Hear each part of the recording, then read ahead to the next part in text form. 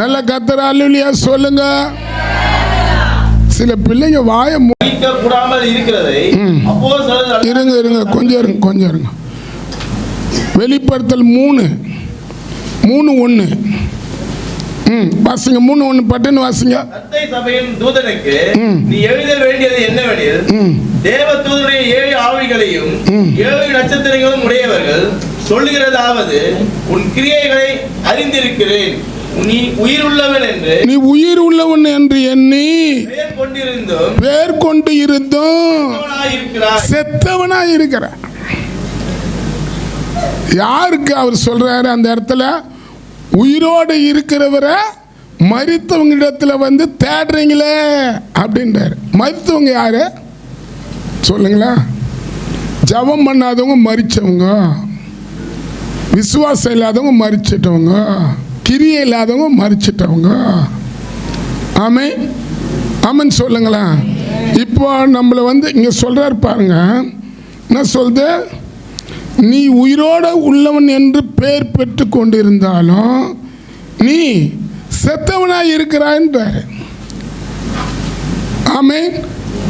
இப்போ நம்ம பார்வைக்கு, ஆண்டவருடைய பார்வைக்கு இங்கே இருக்கிறவங்களாம் எப்படிப்பட்டவங்களா இருக்கிறாங்க? எப்படி இருக்கிறாங்க? பாவத்தில் செத்து போயிடுறாங்க. ஆமென். பாருங்க எதில் செத்து போகிறாங்க பாருங்க. இங்கே சொல்கிறாரு, அதில் கீழே சொல்கிறார் 2, நீ விழித்து கொண்டா சாகிறதுக்கு எதுவா இருக்கிறவைகளை சிறப்பட்டு உன் கிரிகளை தேவனுக்கு காணவில்லை. இப்போ நம்ம ஜீவன் உள்ளவங்களா வாழணும்னா, ஆமென் ஆமென் சொல்லுங்களா. நம்ம எங்கள் சிஸ்டர் அதை நிறைவா காணவில்லை. கிரியை என்னன்னா அது கர்த்தருக்காக நிற்கிற காரியம், கர்த்தருக்காக உழைக்கிற காரியம். கிரியன்றது பைபிள் ரீடிங்கில் அடுத்த பைபிள் சொல்லுது, கர்த்தருக்கு வேலை செய்கிறது தான் கிரியை. ஆமென் ஆமென் சொல்லுங்களா. இப்போ நான் பட்டுன்னு சொல்கிறேன், எதுக்கு நம்ம சாவரன்னு சொல்லப்பட்டுக்குது? ரோமர் 6ஆம் அதிகாரத்தில் 6:2 பாவத்துக்கு மரித்து நாம் இனி அதில் எப்படி பிழைப்போம்?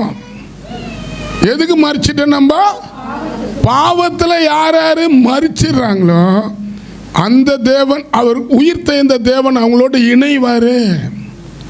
நம்ம பாவத்துக்கு மறிக்கணும்.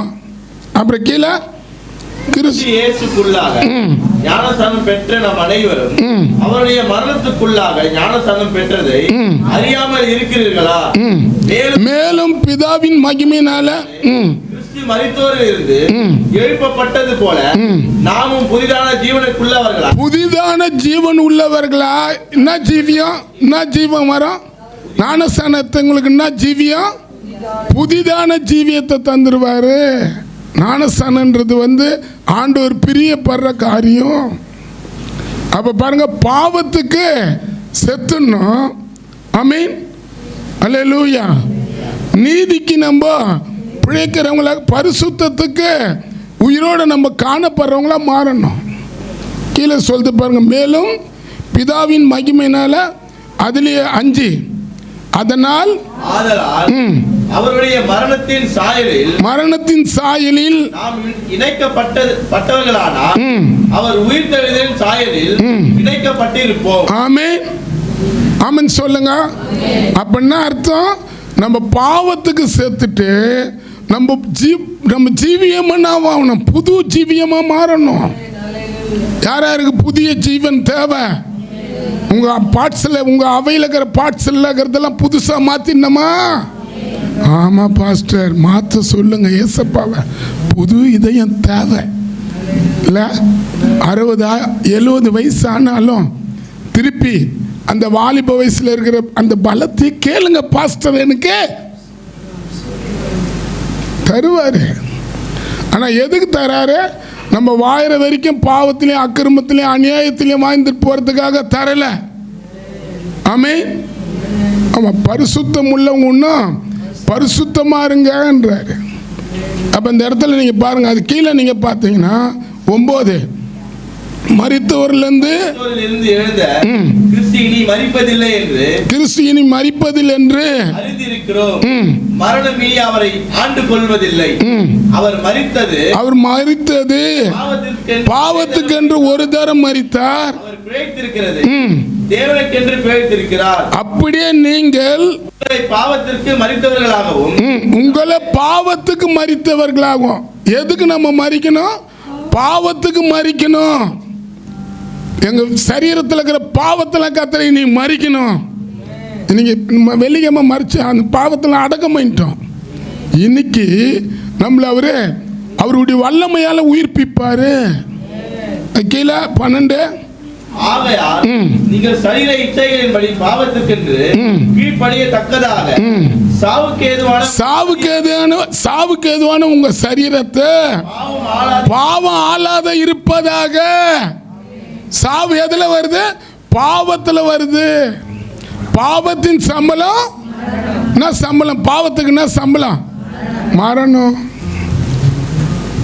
ஆமென் சொல்லுங்க. யாருக்கு சம்பளம் தேவை? சேலரி ஏற்ற சொல்லாமா ஆண்டவர் கேட்ட? அப்ப பாவத்துக்கு சம்பளம் மரணம். நித்திய ஜீவனும் தேவனுடைய கிருபையோ நித்திய ஜீவன் இருக்குது. அப்போ முதல் நம்ம இங்கே பார்க்குறோம். இந்த இடத்துல பாருங்க. அதே கீழே 13 12 13 வாசிங்க. நீங்கள் உங்கள் அவயங்களை அநீதியின் ஆயுதங்களாக பாவத்திற்கு ஒப்புக்கொடாமல் உங்களை மரித்தோரிலிருந்து பிழைத்திருக்கிறவர் தேவனுக்கு ஒப்பு கொடுத்து போதும். அதே 19 உங்க மாம்சத்தின் பலவீனத்தினால மனுஷ பேசுகிற பிரகாரமாகவே பேச. மாம்ச பலவீனம் என்ன பண்ணோம்? எப்போ பார்த்தாலும் ஊருக்காத பேசும். அவங்க இப்படி பண்ணாங்க, இவங்க இப்படி பண்ணாங்க. இன்னைக்கு நிறைய பேர் பாருங்க, சபை உள்ள இருக்கும் போது தான் அவங்க ஆண்டவருடைய பிள்ளைகளை போல இருப்பாங்க. வெளியே போனா அடுத்தவங்க கதையை தாராளமாக பேசி மென்று துப்புவாங்க. ஆனால் இங்கே என்ன சொல்லப்பட்டிருக்குது? உங்கள் மாம்சம் பலவீனத்தின் நிமித்தம் மனுஷன் பேசுகிற பிரகாரமாக பேசுகிறீங்க. அக்கிரமத்தினால நடிப்பிக்கப்பட்டு முன்ன நீங்க உங்க அவைகளெல்லாம் அசுத்தத்துக்கும் அக்கிரமத்துக்கும் அடிமையாக ஒப்பு கொடுத்ததை போல இப்போ இது பரிசுத்தமா நடக்கும்படி உங்க அவைகளின் நீதிக்கு ஒப்பு கொடுங்க. நாங்க அப்ப பாவத்துக்கு ஒப்பு கொடுத்தோம், இப்ப பரிசுத்தத்துக்கு ஒப்பு கொடுப்போம். ஒப்பு கொடுங்க. அதுக்கு தான் அவர் உயிரோட எழுந்தாரு. இல்ல நான் வாய் திறக்க மாட்டீங்களா? அதுக்கு தானே உயிரோட எழுந்தாரு. நீங்க பார்க்குறோம். இன்னொரு இடத்துல நீங்க பார்த்தீங்கன்னா இன்னைக்கு நம்மளை உயிர்ப்பிக்கணும். ஆண்டவர் உயிர்ப்பிக்கணும். நம்ம குடும்பத்திலேயே நம்ம அப்பா அம்மா செய்த பாவ சாபங்கள் எது எதுக்குதோ இன்னைக்கு கத்தராத நம்மளை விட்டு வேரோடு பிடிங்கி ஏறிட்டோம் சாத்தான. ஆமே. அதில் அதை கிரிய அங்கே சொல்கிறார் பாருங்க. கிரிய யாக்கோப்பு 1ஆம் அதிகாரத்தில் 2ஆம் அதிகாரம் 2:17 வாசிங்க. 2:20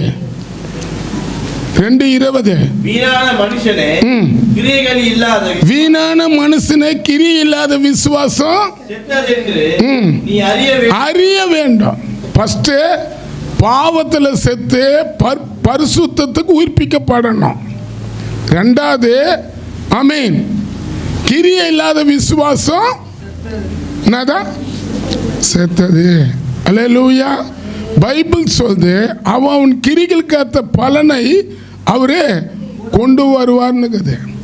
அதே பைபிள் சொல்லுது வெளிப்படுத்தல் 3:8 உனக்கு கொஞ்சம் பலன் இருந்தும் என் நாமத்தை நீ மறுத்தளிக்காமல் என் வசனத்தை நீ கை கொண்டபடினால் இதோ திறந்த வாசல வைத்திருக்கிறேன். கிரிய. ஆமென். யார் யாரு கிரிய செய்றீங்களோ உங்க சரீரத்தை அவர் என்ன பண்ணுவாரு? எந்த மரணத்துக்கு எதுவான வியாதி வந்து உங்களோட இணைந்து இருந்தாலும் உங்களை கத்தர் அதிலிருந்து வெளியே கொண்டு வருவார். பாருங்க, அப்போஸ்தலர் அதிகாரத்தில் தொற்கால்னு ஒரு அம்மா இருந்தாங்க. நற்கிரிகளை செய்தாங்க. தொற்கால் அப்போஸ்தலர் 10ஆம் அதிகாரத்தில் அங்கே சொல்லப்பட்டிருக்குது. வியாதிப்பட்ட 38 37 அந்த நாளில் அவள் வியாதிப்பட்டு அப்படின்னு. 36 யோப்பா பட்டணத்திலே கிரேக்க பாஷையிலே தொற்கால் என்னும் அர்த்தம் கொண்ட பேருடைய ஒரு சீசி இருந்தால் அவள் நற்கிரியைகளையும் தர்மங்களையும் மிகுதியாய் செய்து கொண்டு வந்தா. ஆமென் ஆமென் சொல்லுங்களா. என்ன செய்தா? நற்கிரிகளை செய்தா. ஆமென். ஜனங்களுக்கு துணி இல்லாதவங்களுக்கு துணி, சாப்பாடு இல்லாதவங்களுக்கு சாப்பாடு. இந்த தொற்கால் எப்படின்னா அந்த இடத்துல ஒரு பெரிய ஆள், ஆனால் அவங்களுக்கு வந்த வசதி வாய்ப்பெல்லாம் இல்லாத மக்களுக்கு கொடுத்து தான தர்மத்து மூலியமா அந்த பகுதியில் இருக்கிற மக்கள் மத்தியெல்லாம் நல்ல பேர் வாங்கினாங்கன்னு.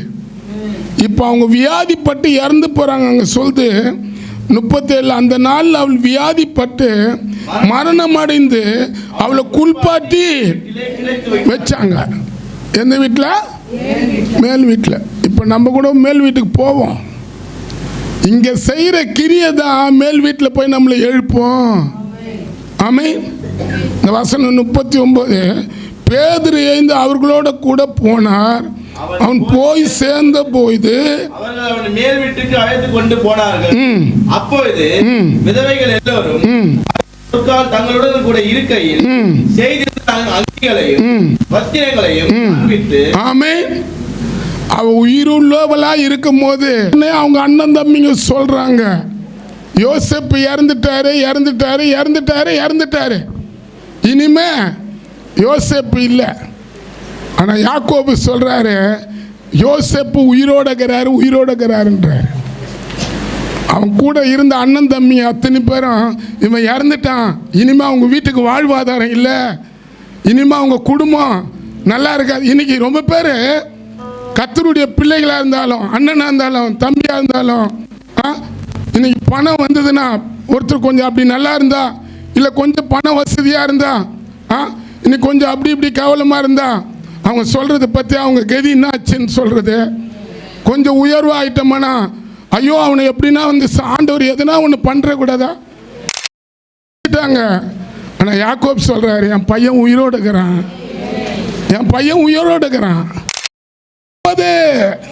சொல்றான். ஆதியாக 45 பாட்டுதான் அந்த வசனம் சொல்லுது, யோசேப்பு உயிரோடு இருக்கிறத அவங்க அண்ணன் தம்பிங்க சொல்லும் போது அவருடைய ஆவி உயிர்ப்பிக்கப்படுதுன்னு எழுதப்பட்டிருக்குது. ஆமென் சொல்லுங்களா. எந்தெந்த கஷ்டத்தில், எந்தெந்த கடத்தில், எந்தெந்த போராட்டத்தில் இருக்கிறீங்க, மாம்சத்தில் நீங்கள் சொல்லாதீங்க, ஆவியில் பேசுங்க. இந்த வருஷம் கர்த்தர் என்னை உயர்த்த போறாரு, இந்த வருஷம் நான் நல்லா இருக்க போறேன். உன் மாம்சம் நீ இல்லைன்னு நீ ஆவியில் கேட்டு பாரு, இருக்குதுன்னு. மாம்சம் எப்பவுமே கஷ்டத்தை காட்டும், கடத்தை காட்டும். அவங்க நல்லா இருக்கிறாங்க, இவங்க நல்லா இருக்கிறாங்க, நான் இப்படி வாயிறேன்னு சொல்லும். ஆனால் ஆவி அப்படி சொல்லாது. ஓகே, உன்னால் தான் இவ்வளோ நேரம் ரெடி. சோத்திரம்.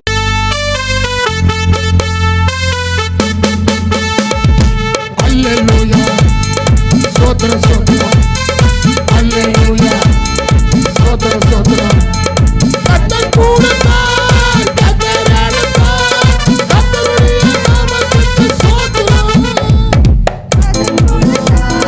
கர்த்தர் அடுத்தான், கர்த்தருடைய நாமத்துக்கு சோத்திரம். சோத்திரம் சோத்திரம்.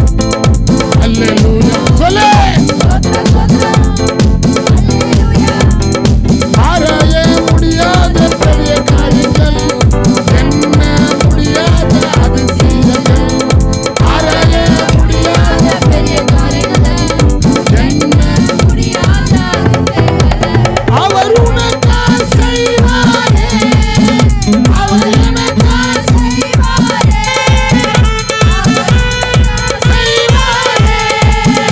அவர் எனக்காக செய்வாரே. சொல்லு சொல்லு. சோத்திரம் சோத்திரம். அல்லேலூயா. சோத்திரம் சோத்திரம். கர்த்தர் கூடத்தான், கர்த்தர் அடுத்தான், கர்த்தருடைய நாமத்துக்கு சோத்திரம். இருப்பா. ஒவ்வொரு குடும்பத்துக்கு வேண்டிய தேவைகளை தந்து ஆசீர்வதி. இயேசுவின் நாமத்தினால் பிதாவே. ஆத்துமாவே கர்த்தரை ஸ்தோத்திரி. அவருடைய பரிசுத்த நாமத்தில் ஆத்துமாவே தயவு செய்து எல்லாம்